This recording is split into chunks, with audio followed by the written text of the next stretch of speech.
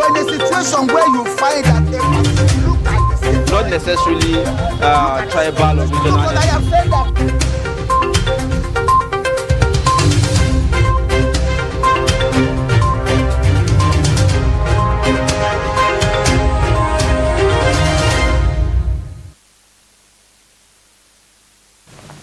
All right, welcome back. So it's time for us to go into our dailies this morning, starting with the Daily Trust newspaper. Right at the top on page 38, you'd find presidency. Wait till 2031. Pandev tells Northerners. Don't threaten us. That's according to NEF. And you find on page 4, APC Congress. Ganduje tackles Shekarau others over petition. You'd also find on page 3 where the big headline states El-Rufai's Metropolitan Authorities stir controversy. And a writer is saying local government's powers usurped to co-fund new tiers. Another writer also states PDP says it's duplication of responsibility. Lawyers vary.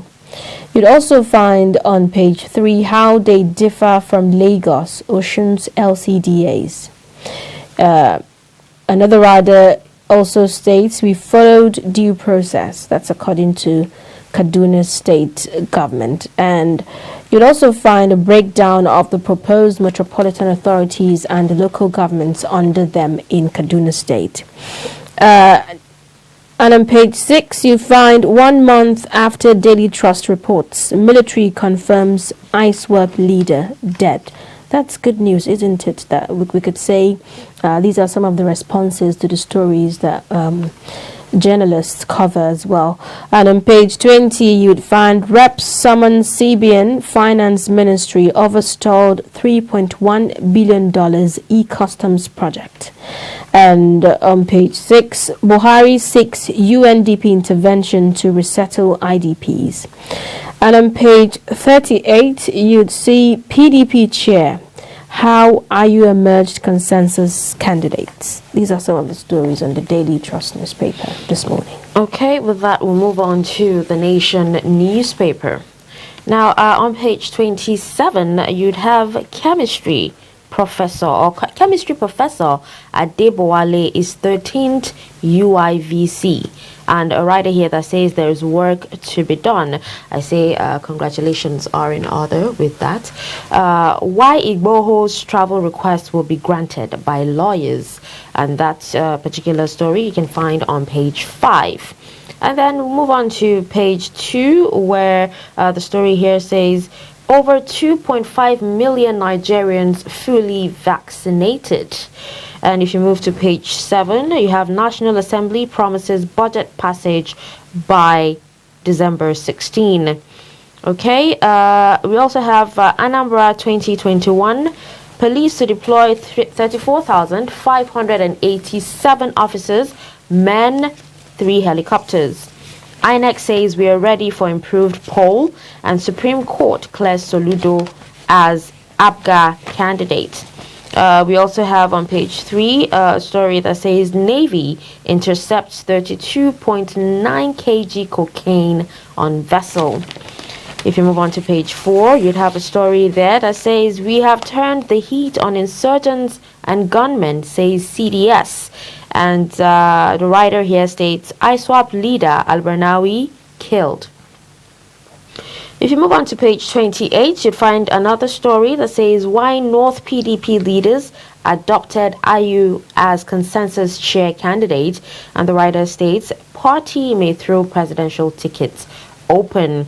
And then the major headline written in bold on the Nation newspaper says Oshibajo to governors, don't bank on monthly allocation. Vice President urges states to drive their economies like sovereign nations. And another writer here says, Fayemi, Sanwo-Olu, Obaseki, El-Rufai seek favorable policing policy. And these are all the stories we have on the Nation newspaper. Okay, let's look into the Punch newspaper this morning. Right on page 19, you'd find we are set to auction spectrum for 5G deployment. That's according to the NCC.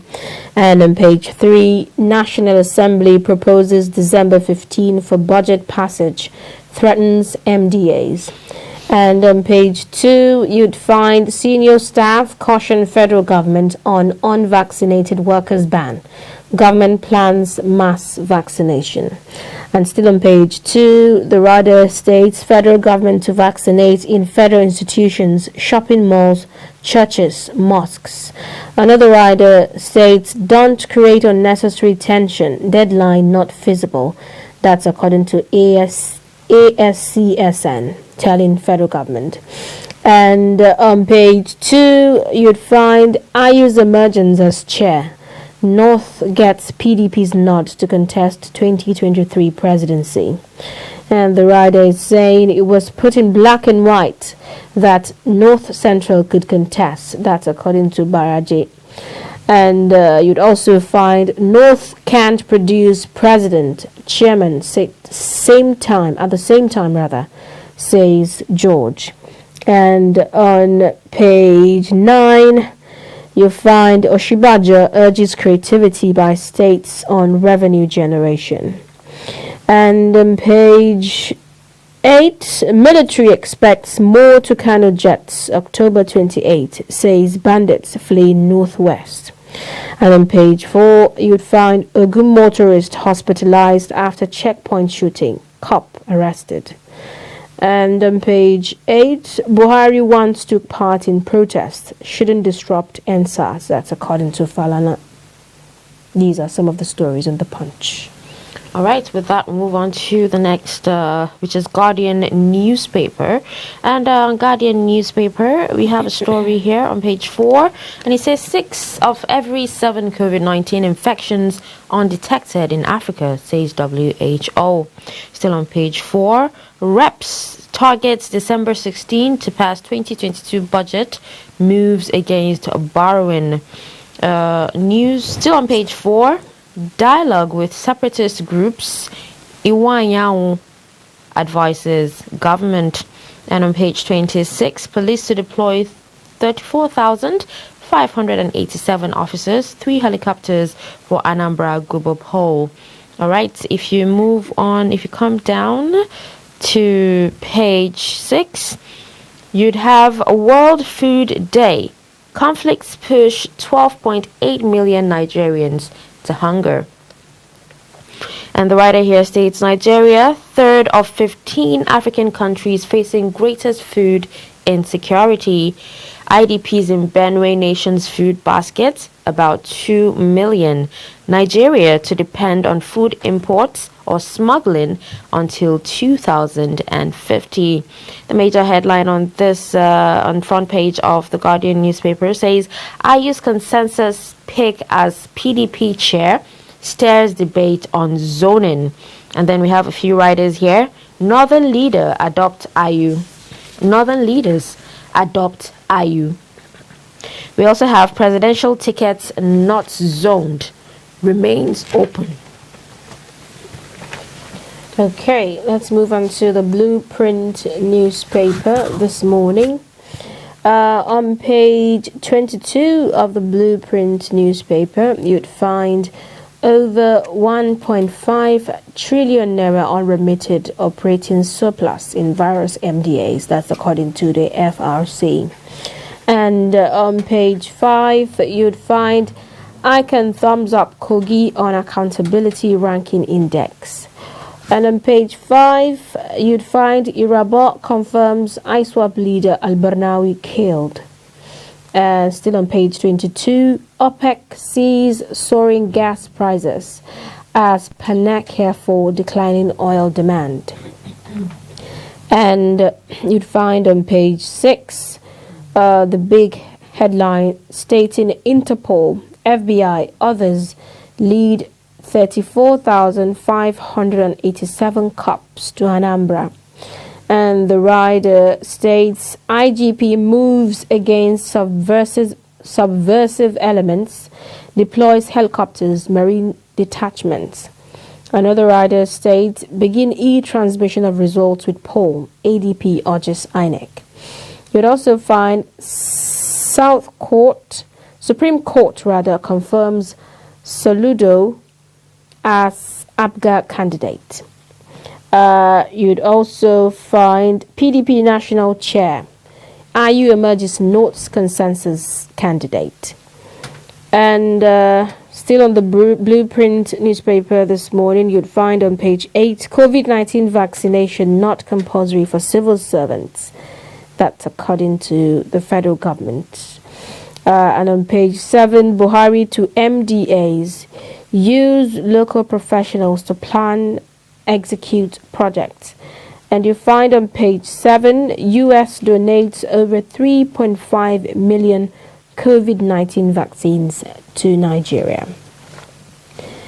These are some of the stories making headlines on our dailies this morning. All right, we just finished reading out the headlines from major newspapers in Nigeria, and we'll just touch on a few of those headlines.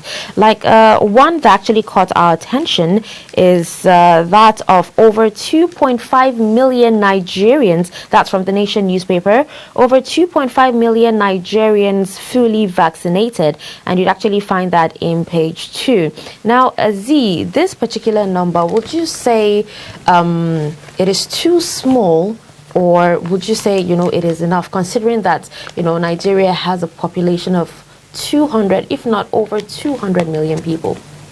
I think I would say it's too small, for the large population we have back in Nigeria. And I think one of the reasons should be the hesitancy, people are having towards taking the vaccines. What's actually the cause of the hesitancy? Because, there are lots of vaccinations, I think, from childhood to adulthood.